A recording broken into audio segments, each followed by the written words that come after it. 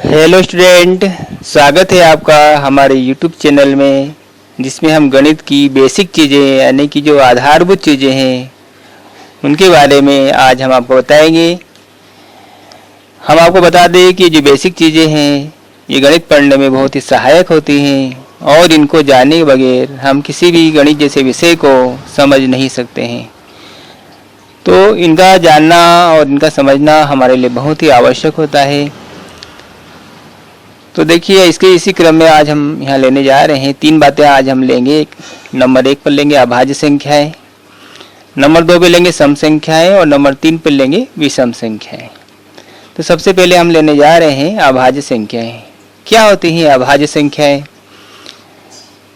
इनका नाम होता है अभाज्य संख्याएं, या अंग्रेजी में से हम कहते हैं प्राइम नंबर।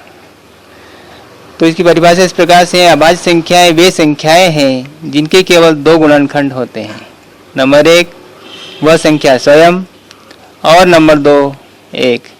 उदाहरण यहाँ पर दिए गए 2, 3, 5, 7, 11 आदि अभाज्य संख्या है।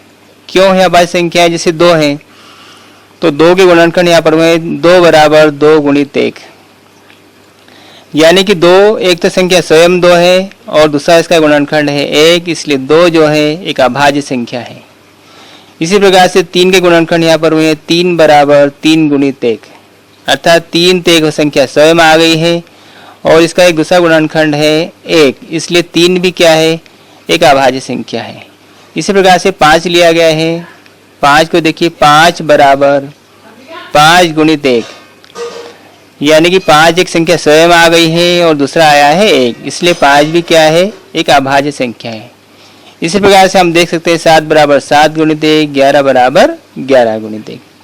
इसलिए इस प्रकार से हम अभाज्य संख्या के बारे में जान पाए। अभाज्य संख्याओं के जो गुणनखंड होते हैं वह एकमात्र होते हैं, यूनिक होते हैं, यानी कि इन्हें बदला नहीं जा सकता, यानी कि इनके कोई दूसरे गुणनखंड संभव नहीं होते हैं। दूसरी बात यह है कि केवल अंक 1 जो है, अब इसके बारे में यदि हम ये बोले कि क्या अंक 1 एक अभाज्य संख्या है या नहीं, तो हम ये देखते हैं कि अंक 1 जो है उसका केवल एक ही गुणनखंड होता है। जैसे हम कहें कि 1 बराबर 1 गुणित 1। अब 1 बराबर 1 गुणित 1 है, इसका मतलब वो हमारी जो परिभाषा है वह यहाँ पर लागू नहीं होती है। हमारी परिभाषा ये कहती है कि वह संख्या है जिनके केवल 2 गुणनखंड होते हैं। एक तो संख्या स्वयं होती है और दूसरा 1 होता है। लेकिन हम अंक 1 के मामले में ये हम देख रहे हैं कि केवल उसका केवल एक ही गुणनखंड में प्राप्त होता है, इसलिए अंक 1 एक अभाज्य संख्या नहीं है। एक और महत्वपूर्ण बात यह आती है कि कोई भी 2 अभाज्य संख्या यदि हमें दी गई है तो उनका यदि हम महत्तम समावर्तक यदि कोई पूछता है तो हम कहेंगे कितना होता है। तो हम ये कह सकते हैं कि कोई भी 2 अभाज्य संख्याओं का जो महत्तम समावर्तक होता है, HCF इसको अंग्रेजी में बोलते हैं, इसको हाईएस्ट कॉमन फैक्टर बोलते हैं, इसलिए शार्ट जो नाम है HCF हो जाता है। तो हम कहेंगे कि 2 अभाज्य संख्याओं का जो महत्तम समावर्तक होता है, HCF होता है, वह 1 होता है। अगले क्रम में हम लेने जा रहे हैं सम संख्याएं। इसको अंग्रेजी में कहते हैं इवन नंबर। क्या होती है सम संख्याएं? वे संख्याएं या अंक जो 2 से विभाजित हो जाते हैं, अर्थात जो 2 के पहाड़े में आते हैं, उसे हम सम संख्या कहते हैं। अब आप ये कहोगे सर हमने तो 2 का पहाड़ा पढ़ा था, 2 धाम 20 पर समाप्त हो जाता है।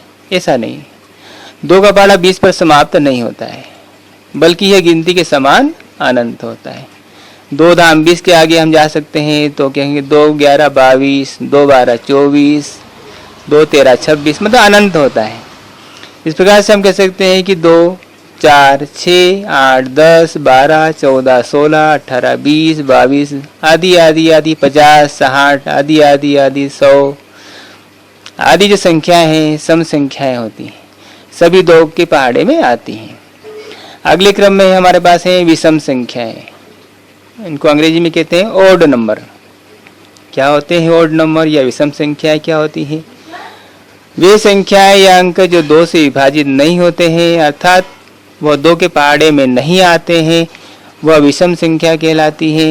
यहाँ पर हमारे सामने उदाहरण है 1 3 5 7 9 11 आदि। ऐसी बहुत सारी संख्याएं ये भी अनंत हैं जो 2 के पहाड़े में नहीं आती हैं और ये विषम संख्या कहलाती है।